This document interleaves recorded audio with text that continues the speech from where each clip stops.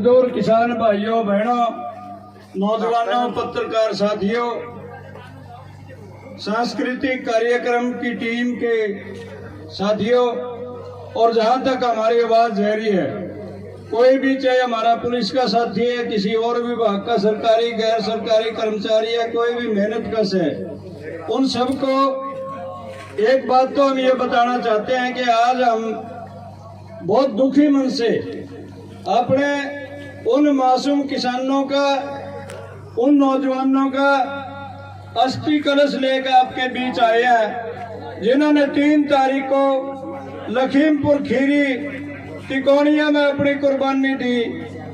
साथियों, बहुत दुख के साथ आपके बीच पहुंचना पड़ा, लेकिन आपको देखकर इस दुख की घड़ी में भी आपको बधाई दिए बिना नहीं रह सकते।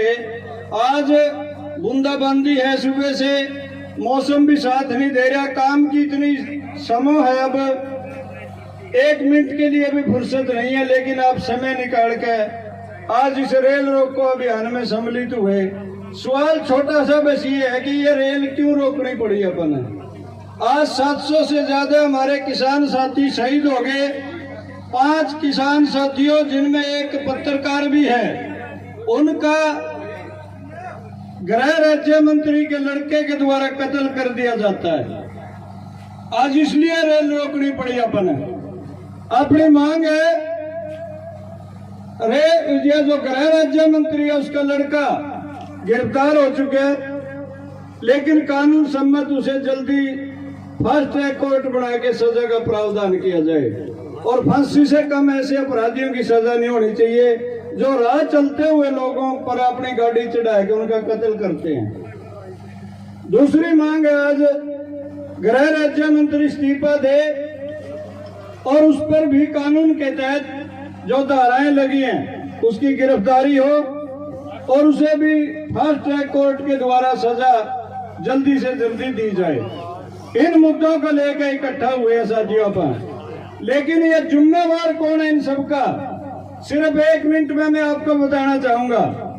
आज बहुत दुर्भाग्य है हमारे देश का, एक ऐसा प्रधानमंत्री देश को लीड कर रहा है जिसने बचपन से केवल बेचना सीखा है।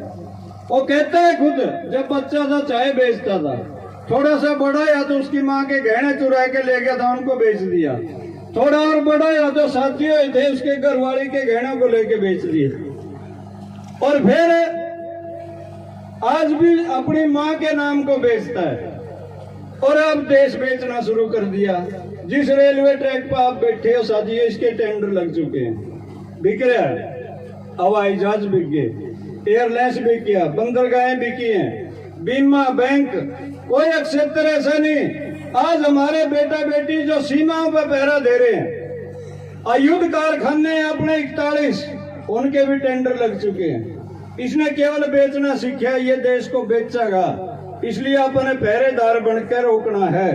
एक तो इसलिए आज आप रेलवे लाइन पर बैठे हैं। दूसरा दुर्भाग्य हमारा ये है कि इस देश का गृह मंत्री, जिस पे सारी कानून व्यवस्था की जिम्मेदारी होती है, वो एक तड़ी पार है।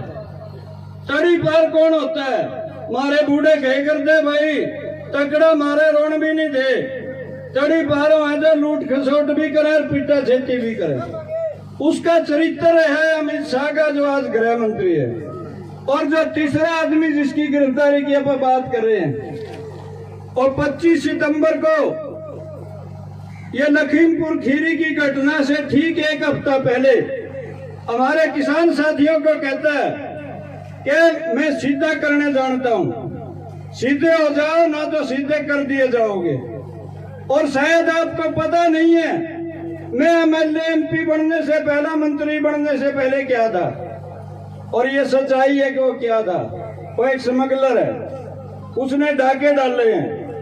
वो नेपाल में तेल बेचता था, खैर की लकड़ी बेचता था जो बहुत महंगी है। ऐसे लोगों को आज देश की बागडोर दी हुई है साथियों।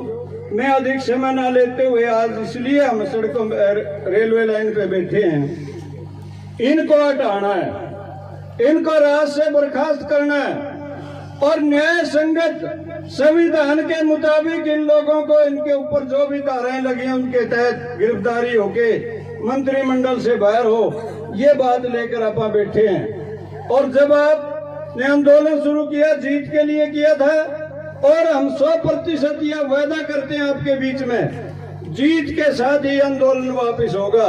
यद्यपि गर्मी, सर्दी, बारिश सब मौसम अपने ऊपर से गुजर गए, लेकिन एक दिन वो भी आएगा जैसे आज बूंद बरस रही है, आपके ऊपर फूल बरसेंगे। मैं अपने इन कुर्बानी देने वाले साथियों की आज इस अस्थि कलश को साक्षी मानते हुए ये प्रतिज्ञा करते हैं आप सब, जब तक हम इस सरकार को उखाड़ नहीं देंगे, जब तक इनके दोषियों को सजा नहीं दिलवा देंगे, वो जेलों में और सलाखों के पीछे नहीं होंगे, ये आंदोलन वापिस नहीं होगा। इस मुद्दे के साथ हम लड़ेंगे और जीतेंगे। आपने समय दिया, मेरी बात सुनी, बहुत बहुत धन्यवाद। जय हिंद साथी।